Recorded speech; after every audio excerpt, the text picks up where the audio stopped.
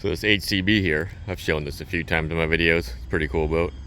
But for some reason, I was just talking to the owner. I know why, but I want you to tell me in the comments why it has 250 foot of chain and no rope in the anchor.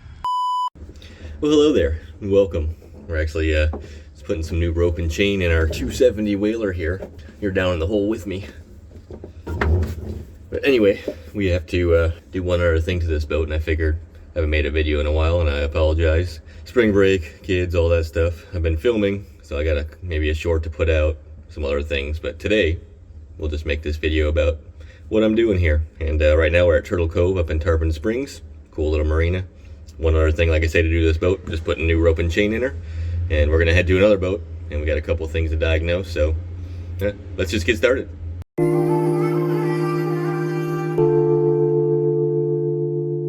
All right, we got all our rope and chain in our hole here. Let's tighten this up. There we go, locked in. Let's close this down. Our next problem, I'm not sure if it solves it or not, but this is what I've been told to do, so we're gonna do it. Maybe you know in the comments, you can tell me. But I plugged in the motors here, keys are on, we are scanned. I just left this here because I wanted to keep this gauge on here, because this is the problem. This guy, we've got 372 hours on her, doing good. This guy stays on sometimes. You turn the batteries off, turn your keys off over here, and that thing will stay lit up. So I just scanned it, make sure we got no active codes or anything, motors are healthy, everything's fine, it's not due for maintenance. But like I say, you turn those off, this thing will stay on even with the batteries, because the key switches, or the engine, that has a 5 amp fuse directly to the battery, so they always have power even with your batteries off. So something inside of this, I don't know what it is, has tricked that into staying on. So the only thing I know to do is nothing to do with the computer here. We can actually close that. Just wanted to get an engine report off of it. Is go into this guy here, is go to our setup wizard. There's settings here, enter. I won't bore you with all this, but go to the wizard if you have this problem and just set everything up again. You basically just scroll through this. It's going to ask you personality, say model of engines, what it is, all that stuff. So there's like 10 things you got to name. Like this thing doesn't have a joystick, you know, twin engine, all that stuff. Real simple. So let me do that real quick. And like I say, I don't know if that works, but this is like the second time they've told me to do this. This is Mercury telling me that for some reason, if you do the setup wizard again, it won't stay on. So the customer will report that back to me. All right, well that took. Setup wizard's complete, no big deal. Now, let's just move on to our next job here, because I got to do another hour drive to like northeast on the other side of Pinellas County here. So I'll just meet you over there. All right, we are here, and I'm gonna bring my meter with me, and my booties. We're a 350 Sea Ray, so let's get to the boat and figure out what's going on. All right, we are on board here. Let's fire it up. Battery switches.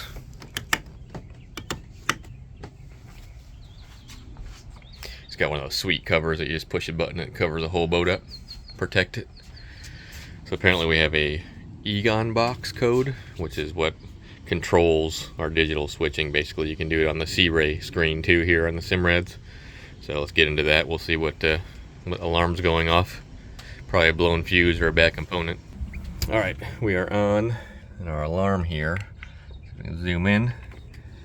We have, focus, Egon 2, which is one of the control boxes, and Nova 14, which is another control box. So let's find them first. So I'll open up the back here, because I know some of this stuff is down here. Crawl in here. And look, you can tell I've been here because of my wiring. So here we have some relays, stuff like that, voltage switching relays for charging, ground buses. Here's Egon 1, so we're not looking for that. That's number 1. We want number 2. This is like our bilge pumps and stuff. So let's find 2. I think I know where it's at. Get up here to the port side, and this door here. There it is. So here we go. We have Egon 2. Here's our fuses. And below it, see that Nova? That is our control box. So this I already know about.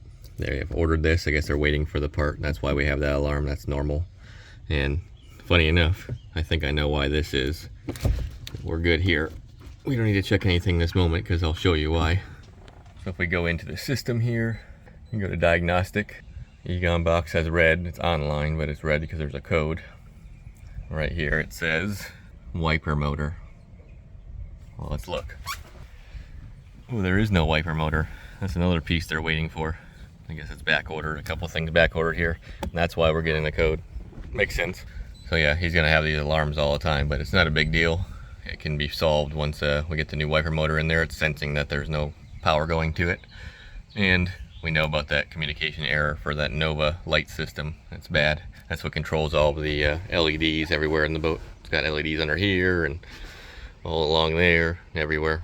So that makes sense. The customer just got this boat back. Never seen those alarms, but now I realize it's something that we diagnosed at the shop prior to all this. So, and obviously a wiper motor missing, it's going to give you an alarm because it's not sending power and ground. It's not getting any feedback. So it's all controlled through those digital systems, which some people love, some people hate, but you can see how fast I diagnose it if you understand where they're at and what they're doing. But I personally like the old school style with just a switch going to the wire, going to the component.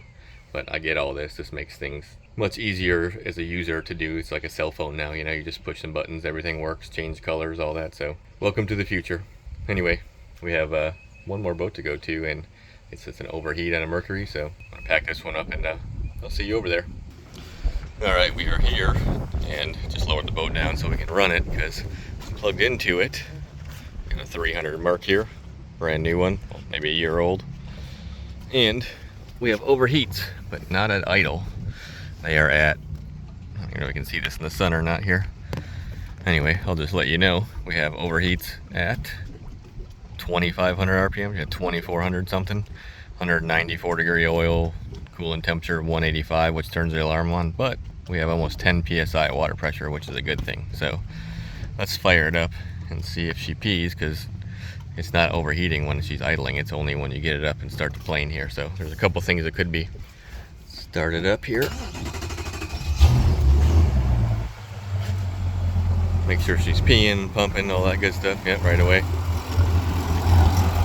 Sounds good. One problem I could have is, here's our thermostat line right there. That could be, thermostat could be a problem with trying to not open all the way when she warms up. But usually that would happen at idle. So this is the lowest it's going to be for water pressure. Let's check out and see what the computer says. Sorry if you can't really see anything here. It's very sunny out. We're right in it. Yeah, so look in here, we have good pressure, one and a half almost. Our coolant temperature is going up, so we want to watch that go up and down and see if the thermostat opens. Give it a minute here, let it run. Sounds good though. And we're still climbing, 165, 166. All right, we're still climbing here. Look, 175, it should be cooling off. And it's not. I'm gonna say a thermostat is not working correctly here. We get an alarm around 185 because it's saying, hey, we're hotter than we should be. A thermostat should be opening. She's cooling off after 183. She's so close. Yeah, that's definitely gonna cause a problem. It should be cooled off already. We're way up past where we should be. Let's shut her off here. I just realized I was plugging into the motor here. I didn't need to. It's always good to look at the motor and inspect it, but there's actually a port on this boat. They were good enough to pull one up here for us. I just realized it when I turned the ignition off here. Here we go. So we can plug into that when we come back. Because luckily, we are not very far from the shop, and I can go get a thermostat. We can test this thing again and see if it's cooling off and if it's going to cause any more issues for the customer, or he's got to bring it in so we can drop the lower unit. So I'll actually just hit to the shop and we'll magically come back here with a thermostat. Aha! See, magic. You didn't have to ride with me. Here, I think this is 140S it says on it, which I don't know if that means anything, but 140 degrees, it should open much faster than over 180 for sure. So let's take the old one off first here. Lucky it's right on top here. We can access it real easy, and there's only one controlling the whole engine. Come off of there. There we go. Odie, trying to escape. Zip these off, pull our hose off, and cross our fingers here. I only say cross our fingers because the customer is going to have to bring it back to the shop because I can't do anything else here in the water because I'm definitely not pulling that off, floating around in there. So that was off, we can wiggle her out. There you go. It's the same thing, 140. Don't know, could be bad. Can't really tell. I don't see anything in here though, nothing's obstructed. Get our new one here. Pretty simple. It's O-ringed, like I say.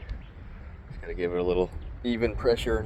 She usually, just like that, seats down in there by herself. We'll also be able to look at it when it's running to make sure. Alright, hear my elbow click. Tight. Look at that. I got a torque wrench for an arm. We are good. My left hand too. They just need to be snug. Alright. I'll put that on there first. Get a hose on there. You can see the arrow. The line. It's supposed to line up right there so we know it's in the right spot. Alright. Line up our Odeker here. Should be good right there. Nice and tight. There we go. Alright, let's trim her down here first. Plug into the other spot by the dash. Lower the boat down here. We've got some really high tides going here. Look at this. This is an old lift from the hurricane that's still sitting in the water there. Alright, I think we're good there. We have our engine data here, which our coolant is at 199 this time. Let's give it a whirl. Give it some time to run and warm up here. We're still peeing good. Sounds good. I like these V8 Mercs. Good running motor. Alright, so now, I don't know how well you can see that.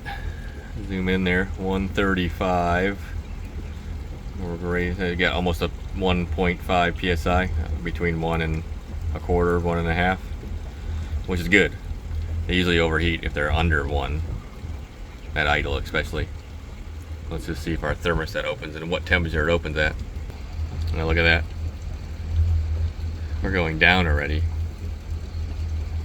So that 140 is probably true. That opened up at around 140. Yeah, okay, that makes more sense. That's why 185 is hot for this motor, because it runs cool. I think we fixed it. Well, good. You don't see that very often. Thermostat failure at 56 hours, wherever this thing has on it. She has good water pressure. I guess anything could happen. You can hear the fuel injectors for sure.